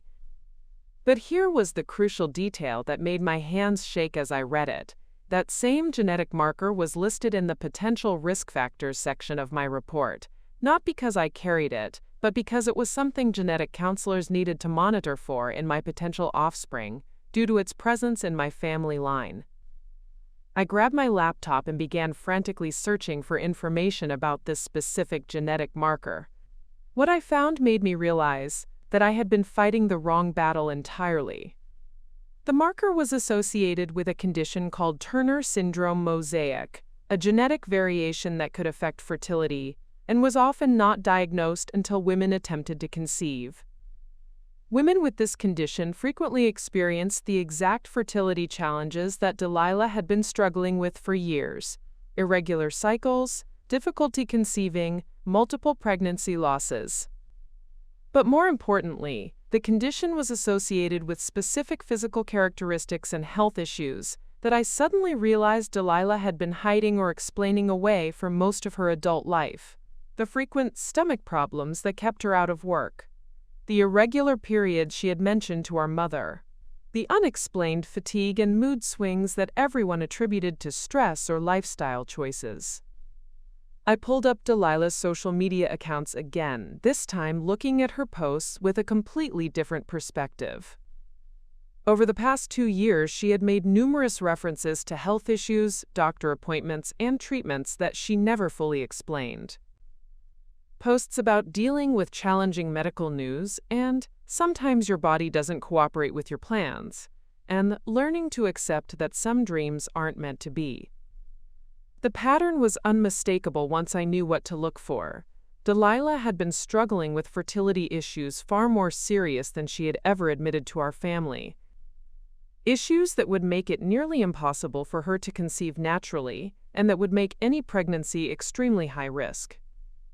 But the revelation that nearly knocked me out of my chair came when I cross-referenced the dates of her cryptic health posts with the timeline of her harassment campaign against me.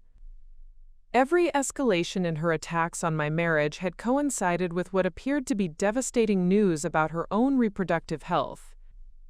3 months ago, right around the time she had started her social media campaign about people living lies, she had posted a vague reference to, quote, receiving news that changes everything you thought your future would hold. 6 weeks ago, when she had begun her attempts to access my medical records, she had posted about watching other people take for granted what you'll never have. 2 weeks ago, after her failed attempt to collect my records in person, she had written about fighting for truth when everyone else is too comfortable with lies. I was looking at the digital diary of a woman whose own fertility struggles had driven her to systematically destroy her sister's happiness out of jealousy and desperation. But there was something else, something that made me question everything I thought I knew about Delilah's motivations. If she was dealing with serious fertility issues, if she knew she would likely never be able to have biological children of her own, then her attack on my marriage wasn't just about jealousy or attention-seeking. It was about Autumn. The realization hit me like a physical blow. Delilah wasn't trying to destroy my marriage just to hurt me. She was trying to destroy my marriage so that she could position herself as the stable, supportive family member who would help raise my daughter when my relationship with Trevor inevitably collapsed. I thought back to her behavior over the past 6 months, and suddenly everything made sense. The way she had inserted herself into conversations about Autumn's care and development. Her comments about being the fun aunt and how important it was for children to have strong female role models. Her suggestions about babysitting and her offers to help with childcare that I had always politely declined. She had been positioning herself to become Autumn's primary female influence, not out of sisterly love, but because she couldn't have a child of her own and had decided to claim mine instead. My phone rang, startling me out of my horrific revelation. The caller ID showed Dr. Chen's office number, which was strange considering it was nearly midnight. Mrs. Hartwell? It was Margaret Torres, Dr. Chen's assistant, and she sounded distressed. I'm so sorry to call so late, but something has happened that you need to know about before your appointment tomorrow. What is it? Your sister has been calling our office repeatedly since this afternoon, claiming that you've been harassing her and threatening her over the consultation she had with Dr. Chen. She's demanding that we provide her with copies of all communications between our office and you, claiming she needs them for legal protection. My heart started pounding. Legal protection from what? She's claiming that you've been making threats about exposing what she calls medical malpractice in Dr. Chen's handling of your fertility treatment. She's suggesting that you're mentally unstable and might try to file false complaints against the clinic or Dr. Chen personally. The sophisticated cruelty of it took my breath away. Even as I was uncovering the truth about her deception, Delilah was launching a preemptive strike designed to discredit anything I might reveal. She was trying to paint me as an unhinged former patient who was making false accusations against medical professionals who had tried to help me. Margaret, I need you to know that I have never threatened your office or Dr. Chen. In fact, I have documentation proving that my sister obtained information about my treatment through deception and manipulation. I believe you, she said quietly. That's why I'm calling. Dr. Chen has spent the evening reviewing everything related to your case, including his consultation with your sister. He's very concerned that he may have been manipulated into providing information that was then used inappropriately. What does that mean for tomorrow's appointment? It means that Dr. Chen wants to meet with you privately before your husband arrives. He needs to understand exactly what's been happening and what information your sister may have misrepresented. He's also prepared to provide you with a complete record of everything that was discussed during his meeting with her. After I hung up, I sat in my office surrounded by evidence of my sister's systematic deception and felt something I hadn't experienced since this nightmare began: genuine hope. I wasn't just building a defense against false accusations anymore.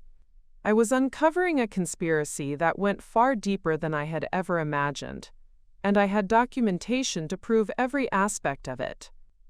Tomorrow's appointment wasn't going to be about questioning Autumn's paternity or my relationship with Dr. Chen. It was going to be about exposing Delilah's lies so completely and comprehensively that she would never be able to threaten my family again. But more than that, I was going to make sure everyone understood exactly what she had tried to do and why. Not just the false accusations about my marriage, but the systematic campaign to position herself to claim my daughter when she successfully destroyed my relationship with Trevor. I looked down at Autumn, sleeping peacefully in her bassinet, completely unaware that her entire future had been under attack by someone who was supposed to love and protect her. Tomorrow, I was going to make sure that future was secure. And I was going to make sure that Delilah faced consequences that matched the magnitude of what she had tried to destroy.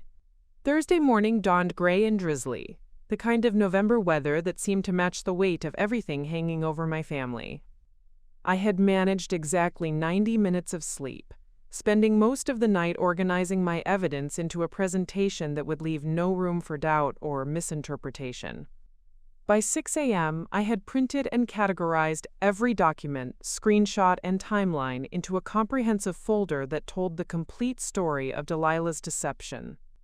But as I sat at my kitchen table, drinking coffee and watching Autumn play with her breakfast, I realized that simply presenting evidence to Dr. Chen and Trevor wouldn't be enough. Delilah had spent months building her narrative, planting seeds of doubt, and positioning herself as the concerned family member trying to protect everyone from difficult truths. Even with overwhelming proof of her lies, she could still claim that her motivations were pure, that she had genuinely believed her accusations were true. I needed her to expose herself completely, in front of witnesses, in a way that would make her true character undeniable to everyone who had been manipulated by her campaign. Which meant I was going to have to orchestrate the most important performance of my life.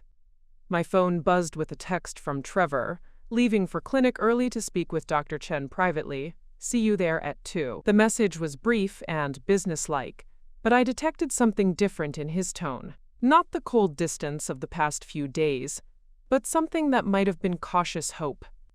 I suspected that Dr. Chen had called Trevor last night as well, probably to discuss concerns about information that had been shared inappropriately with my sister. If Trevor was going early for a private consultation, it meant that the truth was already beginning to emerge. But I couldn't rely on Dr. Chen's revelations alone.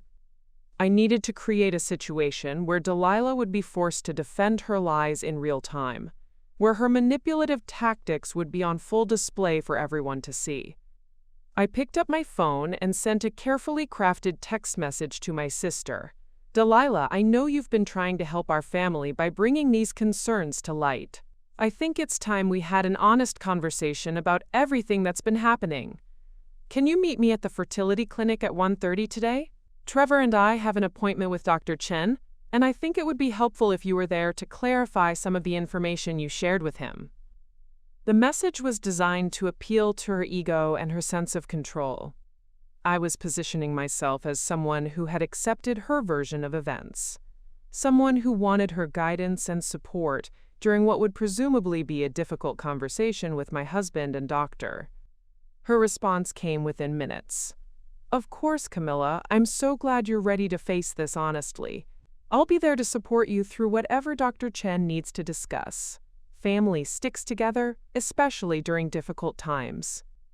The tone of triumphant concern in her message made my stomach turn, but it also confirmed that she was walking directly into the trap I was setting.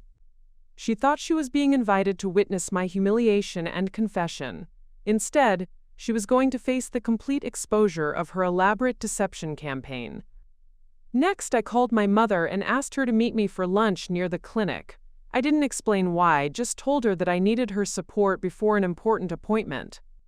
Helen agreed immediately, her voice full of the worried love that had been noticeably absent since Sunday's confrontation. Then I made the most difficult call of all. I dialed Patricia's number, knowing that my mother-in-law's presence would be crucial for what I was planning to reveal. Patricia, it's Camilla. I know things have been strained this week, but I'm hoping you'll give me a chance to explain everything that's been happening. Trevor and I have an appointment with Dr. Chen this afternoon to discuss Delilah's concerns about Autumn's paternity. I think it would be helpful if you were there to hear the truth directly from the medical professional who handled my fertility treatment. There was a long pause before she responded. Camilla, I'm not sure my presence would be appropriate for such a personal medical discussion. Patricia, Delilah has made these accusations publicly, in front of our entire family. If we're going to resolve this situation, it needs to be resolved transparently, with witnesses who can confirm what's actually said. I'm not asking you to take sides. I'm asking you to be present when the truth comes out. Another pause, then a sigh. What time should I be there? 2 o'clock. And Patricia? Please don't mention to anyone else that you're coming. I want to handle this situation carefully, without creating more drama than necessary.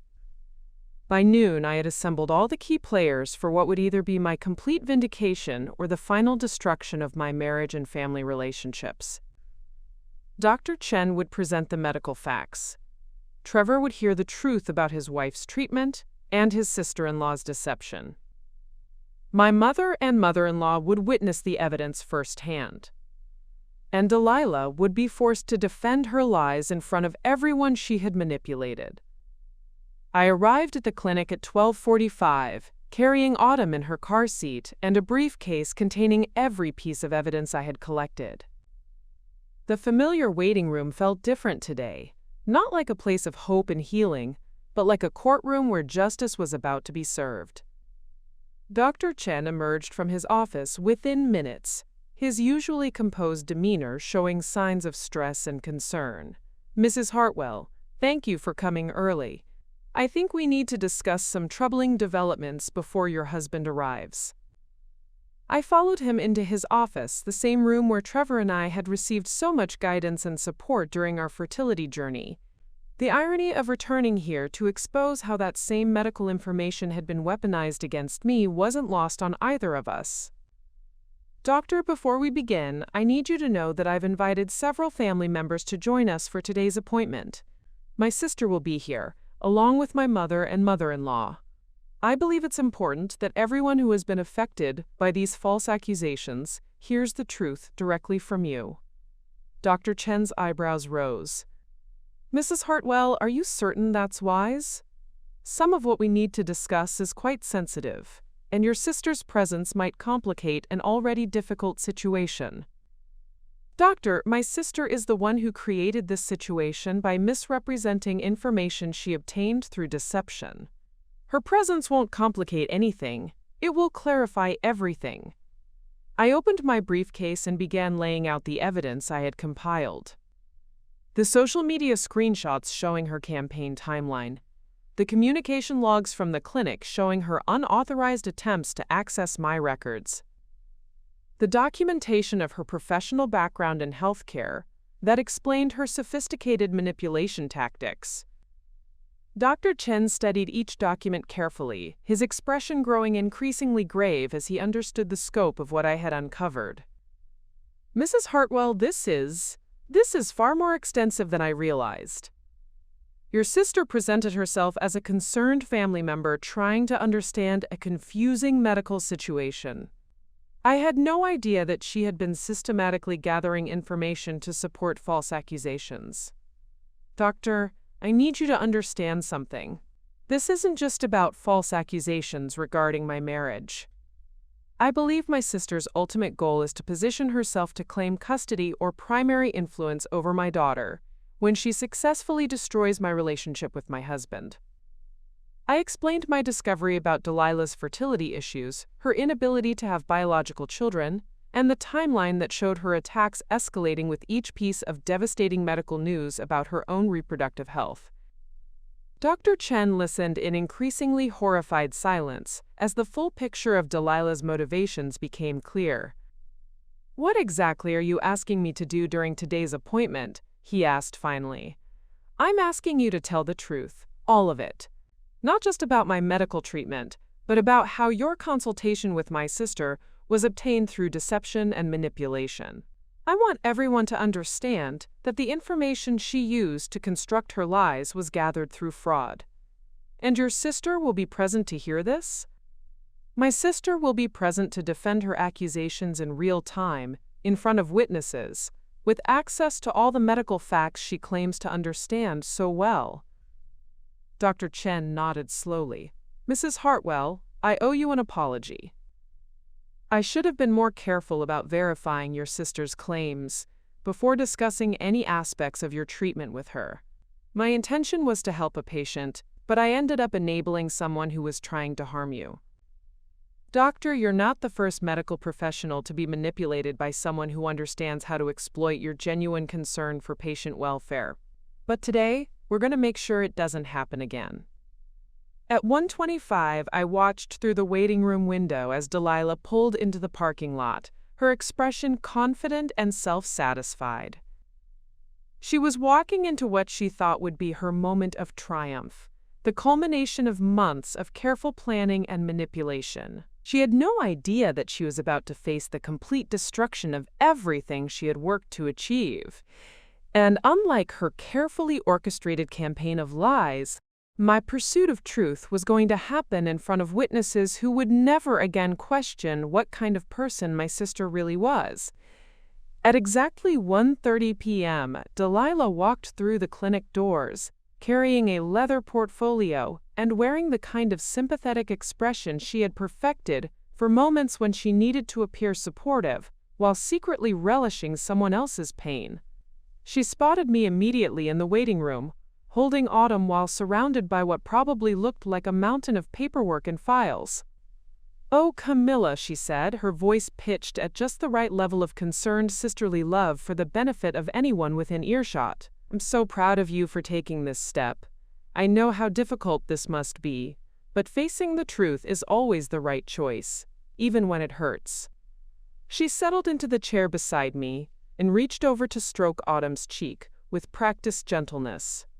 "And this sweet angel deserves to know the truth about her family, doesn't she?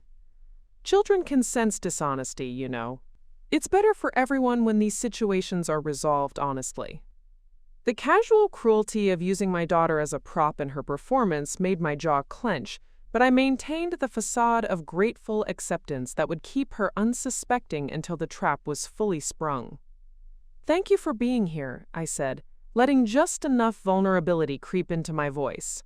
"I don't think I could face this conversation without family support." Delilah squeezed my hand with what would have seemed like genuine compassion to anyone who didn't know her true nature. "That's what family is for, sweetheart. We stick together through the difficult times, especially when someone we love is struggling with complicated situations." My mother arrived 15 minutes later, looking nervous and uncertain as she navigated the medical building's corridors. Helen had always been uncomfortable in clinical settings, an anxiety that dated back to my father's final illness when I was 12. But her love for her daughters had overcome that discomfort, and she appeared in the waiting room with the determined expression of someone prepared to support her family through whatever crisis they were facing. "Girls," she said, settling into a chair across from us, "I still don't fully understand what's happening, but I'm here because I love both of you, and I want to help resolve whatever this situation is." Delilah immediately shifted into the role of the patient, long-suffering daughter who had been forced to make difficult decisions for the good of the family. "Mom, I know this is hard, but sometimes being a sister means having difficult conversations that no one else is willing to have. I just want what's best for Camilla and the baby." The way she said the baby instead of Autumn struck me as particularly telling. She was already emotionally distancing herself from my daughter's identity, reducing her to a generic infant who might need protection from her supposedly unstable mother. Patricia arrived at exactly 2 p.m., her punctuality reflecting the military precision with which she approached all aspects of life. My mother-in-law took in the scene. 3 generations of women gathered for what was obviously a serious family discussion, and her expression suggested she was beginning to understand that today's appointment would be far more significant than a simple medical consultation. "Camilla," she said, taking the chair next to my mother, "I hope you know that whatever needs to be discussed today, we're all here because we care about you and Trevor and that beautiful granddaughter." The careful way she phrased it told me that Trevor had probably shared some details about Dr. Chen's concerns regarding Delilah's consultation. Patricia was a perceptive woman who had raised 3 sons largely on her own after her husband's early death. She understood manipulation and family dynamics better than most people, and I suspected she was already beginning to question some of the assumptions she had made since Sunday's confrontation. Trevor appeared in the waiting room at 2:05, his expression unreadable as he took in the assembled family members. He looked tired, as if he had spent the morning processing difficult information, but there was something in his posture that suggested relief rather than defeat. "Dr. Chen is ready for us," he said simply, but his eyes found mine across the room and held them for just a moment longer than necessary. In that brief connection, I saw something that gave me hope. Not the cold suspicion of the past few days, but the beginning of recognition that he might have been manipulated rather than betrayed. Dr. Chen's office had been rearranged to accommodate our larger group. Additional chairs had been brought in, and his desk had been cleared except for a thick folder that I assumed contained my complete medical file, along with documentation of every communication related to my case. "Thank you all for coming," Dr. Chen began, his professional demeanor carrying undertones of the gravity he clearly felt about the situation we were addressing. "I want to begin by stating that this is an unusual circumstance. Typically, medical consultations involve only the patient and their immediate family members. But Mrs. Hartwell has requested that this discussion include everyone who has been affected by recent concerns about her fertility treatment." Delilah leaned forward slightly, her expression appropriately solemn for someone who is about to witness her sister's marriage crumble under the weight of exposed lies. "Doctor, I want you to know how much I appreciate your willingness to address this situation directly. Sometimes families need professional guidance to work through complicated medical and emotional issues." "Indeed," Dr. Chen replied, but his tone was carefully neutral in a way that should have warned Delilah that this conversation wouldn't unfold according to her expectations. "Mrs. Hartwell, before we discuss the specifics of your fertility treatment, I need to address some concerns that have come to my attention regarding information that was shared during my consultation with your sister last week." I watched Delilah's confident expression flicker slightly, the first sign that she was beginning to sense something unexpected in the doctor's approach. "Doctor," she said quickly, "I want to clarify that I only sought that consultation because I was genuinely concerned about my sister's mental health and the confusion she seemed to be experiencing about her pregnancy timeline. Everything I shared with you was motivated by love and concern for her well-being." "I understand that was your stated motivation," Dr. Chen replied carefully. "However, I've since had the opportunity to review the methods by which you obtained information about your sister's medical treatment, and I have significant concerns about the appropriateness of those methods." The room went very quiet. Trevor was staring at Delilah with growing intensity. My mother looked confused but alert, sensing undercurrents she didn't fully understand. Patricia's expression had sharpened into the focused attention of someone who was beginning to piece together a puzzle. "I'm not sure what you mean," Delilah said, but for the first time since Sunday's confrontation, I heard uncertainty in her voice. "Mrs. Delilah Hartwell," Dr. Chen said, opening the folder on his desk, "over the past month, you made multiple unauthorized attempts to access your sister's confidential medical records. You misrepresented yourself to clinic staff, claimed to be acting on your sister's behalf without proper authorization, and used information obtained through deception to construct accusations about her medical treatment and personal relationships." The color was draining from Delilah's face, but she maintained her composure with the skill of someone who had spent years manipulating her way out of difficult situations. "Doctor, I think there's been a misunderstanding. I was trying to help my family understand a confusing medical situation. If I made mistakes in how I approached your staff, it was only because I was worried about my sister's emotional state and wanted to make sure she was getting appropriate care." Dr. Chen looked directly at her, his professional courtesy unable to completely mask his disapproval of what he had discovered about her behavior. "Mrs. Delilah Hartwell, your sister has provided me with extensive documentation of a systematic campaign to gather confidential medical information, manipulate that information to support false accusations, and use those accusations to damage her marriage and family relationships. This goes far beyond concern for a family member's well-being." Trevor turned to stare at me, his expression shifting from confusion to dawning realization. My mother's mouth had fallen open slightly. Patricia was looking at Delilah with the kind of cold assessment that suggested she was rapidly reevaluating everything she thought she knew about the situation. But Delilah wasn't finished.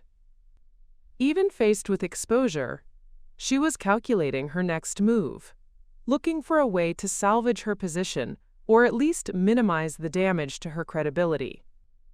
"Doctor," she said, her voice taking on a tone of wounded dignity, "I understand that you need to protect patient confidentiality, but I hope you'll also consider the family dynamics at play here. Sometimes people who are struggling with guilt or shame will go to great lengths to avoid taking responsibility for their actions." She turned to look directly at Trevor, her expression shifting into the sympathetic concern she had perfected over years of practice. "Trevor, I know this is painful, but you deserve to know the truth about your marriage and your daughter's parentage. I wouldn't have brought these concerns forward if I wasn't absolutely certain they were valid." It was her final gambit, a last desperate attempt to maintain control of the narrative by appealing directly to the person whose trust she most needed to retain. But she had made a crucial error in timing. Trevor had already heard enough from Dr. Chen to understand that he had been manipulated, and her attempt to continue that manipulation in real time was only confirming what he was learning about her true character. The trap was closing, and Delilah was finally beginning to realize that she wasn't the puppet master in this room. She was the puppet whose strings were about to be cut. The moment had arrived. I could see in Dr. Chen's posture that he was preparing to systematically dismantle every lie Delilah had constructed, and I could see in my sister's increasingly frantic expressions that she knew her carefully built house of cards was about to collapse completely. "Mrs. Delilah Hartwell," Dr. Chen said, his voice carrying the authority of someone who had spent decades dealing with complex medical situations, "I'm going to share with this family exactly what information you obtained through deception, and how you misrepresented that information to create false accusations against your sister." I opened my briefcase and handed Dr. Chen the evidence folder I had compiled. He accepted it with a slight nod, then spread the documents across his desk where everyone in the room could see them. "These are communication logs from our clinic showing multiple unauthorized attempts by Ms. Delilah Hartwell to access her sister's confidential medical records," he began, holding up the first set of documents. "On November 2nd, someone claiming to be Camilla Hartwell called requesting copies of all fertility treatment records. When proper verification couldn't be provided, the request was denied." Trevor leaned forward to examine the papers, his expression growing darker as he processed what he was seeing. "Delilah, you tried to steal Camilla's medical records?" "I was trying to help," Delilah started, but Dr. Chen continued speaking, cutting off her explanation. "On November 9th, Ms. Delilah Hartwell appeared at our clinic in person, claiming to represent her sister who was, quote, too emotionally unstable to handle medical discussions herself. She demanded access to treatment records and became argumentative when staff refused to violate patient confidentiality protocols." My mother made a small sound of shock. "Delilah, you told us Camilla was having mental health issues, but you were the one trying to access her private medical information." "Mom, you don't understand the whole situation." Delilah tried again, but her voice was taking on a desperate edge that was becoming obvious to everyone in the room. "On November 16th, Dr. Chen continued relentlessly, I agreed to meet with Ms. Delilah Hartwell because she claimed there was a family emergency involving her sister's mental health. She told me that Camilla had been making statements suggesting confusion about pregnancy timing and that the family was concerned about postpartum depression affecting her memory and judgment." Patricia's expression had hardened into something approaching disgust. "You used mental health concerns to manipulate a doctor into sharing confidential information?" "That's not what happened," Delilah said, but her protest lacked conviction. She was looking around the room, probably searching for any sign of sympathy or support, but finding only growing suspicion and anger. Dr. Chen picked up another document from my evidence folder. "These are screenshots of social media posts made by Ms. Delilah Hartwell over the past month, documenting her systematic campaign to gather information and build support for accusations against her sister." He began reading from the timeline I had compiled. 3 weeks ago, sometimes protecting someone means forcing them to face reality, even when it hurts. 2 weeks ago, people who manipulate medical professionals to cover their own mistakes are the worst kind of liars. 1 week ago, When you have to be the adult in the room and ask the hard questions everyone else is too scared to ask. Trevor was staring at Delilah with an expression I had never seen before. Complete disgust mixed with dawning understanding of how thoroughly he had been manipulated. "You planned this," he said, his voice tight with controlled anger. "This wasn't about concerns for Camilla's mental health or confusion about medical treatment. You planned to destroy our marriage." "Trevor, you have to understand," Delilah started, but I finally spoke up, my voice cutting through her desperate attempts to control the narrative. "Tell them about the genetic marker, Delilah." The room went silent. Delilah's face went completely white, and for the first time since I had known her, she looked genuinely terrified. "Tell them about Turner syndrome mosaic, and why you can't have children of your own," I continued, my voice steady and clear. "Tell them why every escalation in your attacks on my marriage coincided with devastating news about your own fertility issues."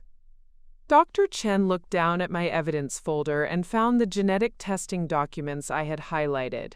His expression shifted to something approaching professional fascination as he processed information he hadn't previously connected to Delilah's behavior. "Mrs. Delilah Hartwell," he said slowly, "your genetic marker is noted in your sister's family medical history. You have a chromosomal variation that significantly impacts fertility and makes natural conception extremely unlikely." "That has nothing to do with," Delilah tried to interrupt, but her voice cracked. "It has everything to do with this," I said, standing up and moving to Dr. Chen's desk, where I could address the entire room. "For the past 6 months, my sister has been positioning herself to become Autumn's primary female influence. She's been suggesting babysitting arrangements, inserting herself into conversations about my daughter's care and development, and making comments about being, quote, the fun aunt who would help raise her." I turned to face Delilah directly. "You weren't trying to destroy my marriage out of jealousy or spite. You were trying to destroy my marriage so you could claim my daughter when Trevor and I inevitably separated." The accusation hung in the air like a physical presence. My mother gasped audibly. Patricia's mouth fell open. Trevor looked like he might be sick. But it was Delilah's reaction that confirmed everything I had suspected. Instead of denying the accusation with the outraged innocence of someone falsely accused, she collapsed into her chair and began to cry. Not the manipulative tears she had used for years to gain sympathy, but the broken sobs of someone whose deepest, most desperate secret had been exposed. "She would have been better off with me," she whispered through her tears. "I would have given her everything. I would have been a better mother than someone who lies about medical treatments and manipulates doctors." The projection was so blatant, so obviously an attempt to redirect blame even in the moment of complete exposure, that it seemed to shock everyone into silence. Trevor stood up abruptly, his chair scraping against the floor. "Get out," he said, his voice deadly quiet. "Get out of this office, get out of our lives, and don't ever come near my wife or my daughter again." "Trevor, you don't understand what she's capable of." Delilah tried one last, desperate manipulation, but he cut her off. "I understand exactly what you're capable of. I understand that you spent months lying to my family, manipulating a medical professional and planning to steal my child. I understand that you made me doubt the woman I love and question my daughter's parentage because you couldn't accept that you'll never have children of your own." My mother stood up slowly, her face a mask of disappointment and betrayal that I had never seen her direct at either of her daughters. "Delilah Marie Hartwell," she said, using the full name that had always signaled serious trouble when we were children, "what you've done is unforgivable. Not just to your sister, but to this entire family. You've made us all complicit in your lies." Patricia's response was even more devastating. She simply gathered her purse and coat, looked at Delilah with complete dismissal, and said, "I've seen enough. Some actions reveal character so clearly that no explanation or apology could ever address them." As the family members who had been manipulated by Delilah's lies began to understand the scope of her deception, she made one final, desperate attempt to salvage something from the wreckage. "You'll all regret this," she said, her tears replaced by a cold anger that revealed more about her true nature than anything else she had said. When that marriage falls apart for real reasons, when you realize what kind of person Camilla really is, don't come crying to me for help. It was the perfect ending to her performance, a threat disguised as a prediction, one final attempt to plant seeds of doubt even as her credibility lay in ruins around her. But nobody was listening anymore. Trevor was holding my hand. My mother was holding Autumn. Patricia was shaking her head in disgust. And Dr. Chen was organizing documents that would ensure Delilah never had access to confidential medical information again. She had orchestrated her own complete destruction, and everyone in that room had witnessed it firsthand. The truth had finally detonated, and the explosion had been even more devastating than I had imagined. 3 months later, I found myself standing in the nursery that Patricia had once threatened to convert for Delilah's imaginary pregnancy.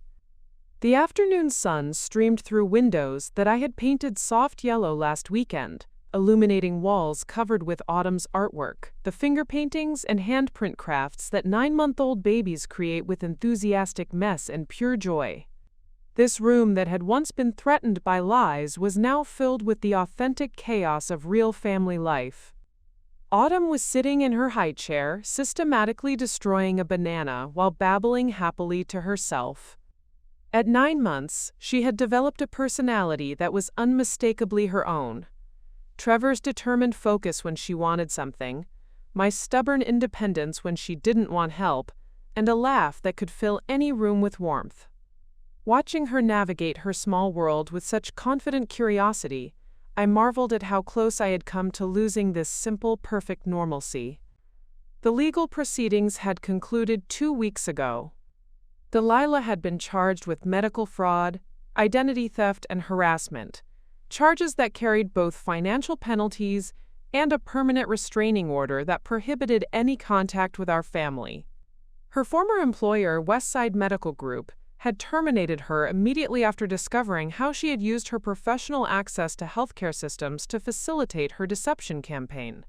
The medical board had also launched an investigation into her activities, effectively ending any future career in healthcare administration. But perhaps more devastating than the legal consequences was her complete social isolation. Word of what she had done had spread through our extended family and social circles with the same systematic efficiency she had once used to spread lies about me. Friends who had supported her accusations found themselves questioning their own judgment. Relatives who had pressured me to take responsibility for my supposed mistakes were now offering awkward apologies and uncomfortable explanations for their earlier positions. The most satisfying validation had come from an unexpected source. Sarah, my friend who had gone mysteriously silent after Delilah's accusations, had called 3 days after the clinic confrontation with a tearful confession. Delilah had contacted her weeks before the baby shower, claiming that I had been acting strangely and asking Sarah to monitor my behavior for signs of postpartum depression or guilt. She had convinced Sarah that her silence was protecting me from additional stress during a difficult time. "I feel so stupid," Sarah had cried over the phone. She made it sound like she was trying to help you. Like staying away was the most supportive thing I could do. I should have trusted my instincts and called you directly. Those conversations had been painful but necessary.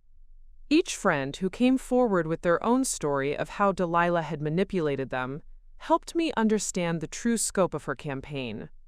She hadn't just targeted me. She had systematically undermined every relationship I valued, creating a network of people who believed they were protecting me by maintaining distance and avoiding difficult conversations. Trevor and I had begun couples counseling 2 weeks after the clinic confrontation, not because our marriage was in crisis, but because we both needed to process the psychological impact of such systematic manipulation. Our therapist, Dr. Rachel Martinez, had helped us understand how sophisticated deception campaigns could exploit the natural trust that exists within families and close relationships. "What your sister did was essentially emotional terrorism," Dr. Martinez had explained during one of our sessions. She weaponized love, concern, and family loyalty to achieve personal goals. The fact that both of you survived this with your relationship intact speaks to the fundamental strength of your bond. Those sessions had actually strengthened our marriage in unexpected ways. Working through the trauma of Delilah's betrayal had forced us to communicate more directly, to examine our assumptions about family loyalty, and to develop stronger boundaries around our nuclear family unit. We had emerged more united, more protective of our privacy, and more confident in our ability to handle external threats to our happiness. My relationship with my mother had required more careful rebuilding.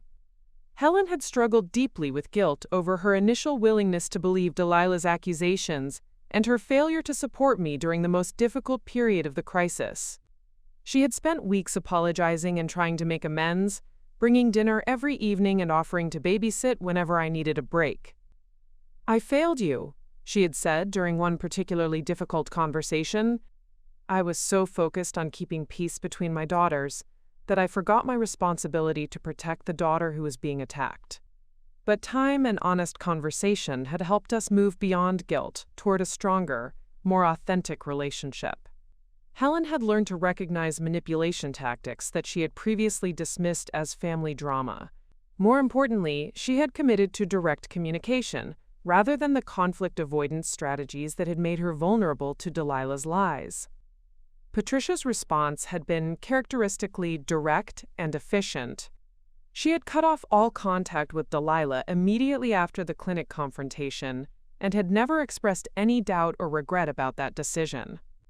If anything, the revelation of Delilah's true character had strengthened her relationship with Trevor and me, as if surviving such a sophisticated attack had proven our worthiness as family members. "Some people reveal their character gradually," she had told me a few weeks ago. "Others reveal it all at once in ways that leave no room for doubt. Your sister fell into the second category." The professional consequences had extended beyond Delilah herself. Dr. Chen had implemented new protocols for family consultations that required written authorization from patients before any medical information could be discussed with relatives. He had also provided testimony for the medical board investigation that had resulted in new guidelines for healthcare workers about recognizing and preventing manipulation by people seeking unauthorized access to patient information. But perhaps the most meaningful outcome had been the birth of my advocacy work. The experience of fighting systematic deception had taught me skills and revealed strengths I hadn't known I possessed. I had begun volunteering with a legal aid organization that helped women navigate complex family situations involving fraud, manipulation, and parental rights disputes. My first case had involved helping a young mother whose ex-husband was using false medical claims to challenge her custody rights. The investigative techniques I had developed during my own crisis, social media analysis, communication documentation, timeline construction, had proven invaluable in exposing his lies and protecting her relationship with her children. "You have a gift for this," the attorney supervising my volunteer work had told me. "You understand how deception works because you've survived it. That gives you credibility and insight that formal training can't provide." That work had given me a sense of purpose that extended beyond my own family's healing. Every case I helped resolve, every woman I assisted in documenting systematic manipulation, felt like a small victory against the kind of cruelty that had almost destroyed my own life. As I watched Autumn explore her world with fearless curiosity, I realized that Delilah's attack had ultimately failed in every meaningful way. Instead of destroying my marriage, it had strengthened our commitment to each other. Instead of isolating me from family and friends, it had revealed who truly deserved my trust and loyalty. Instead of making me doubt my own instincts and judgment, it had taught me to research, document, and defend truth with systematic precision. My phone buzzed with a text from Trevor. "Client meeting ran late. Home by 6 for dinner. Love you both." Simple words that represented everything Delilah had tried to destroy and everything I had fought to preserve. A marriage built on genuine love rather than manipulation. A family protected by truth rather than threatened by lies. a future that belonged to us rather than to someone else's desperate fantasies. I picked up Autumn, who immediately grabbed my hair with banana-sticky fingers, and walked to the window overlooking our backyard. The garden I had neglected during the crisis had been restored and expanded, now featuring a small play area where Autumn could safely explore as she grew older. Everything was possible again. Not because the threats had disappeared. There would always be people willing to lie and manipulate for personal gain, but because I had learned to recognize those threats and defend against them effectively. I had discovered that truth, systematically documented and strategically revealed, was more powerful than any lie.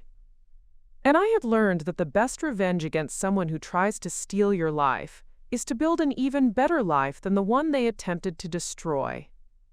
Autumn babbled something that might have been Mama, and smiled at me with pure, uncomplicated love. In that moment, surrounded by the peaceful chaos of authentic family life, I realized that I had won more than just a battle against deception. I had won the right to define my own story, protect my own family, and build my own future. And that victory would last forever. Up next, you've got 2 more standout stories right on your screen. If this one hit the mark, you won't want to pass these up. Just click and check them out.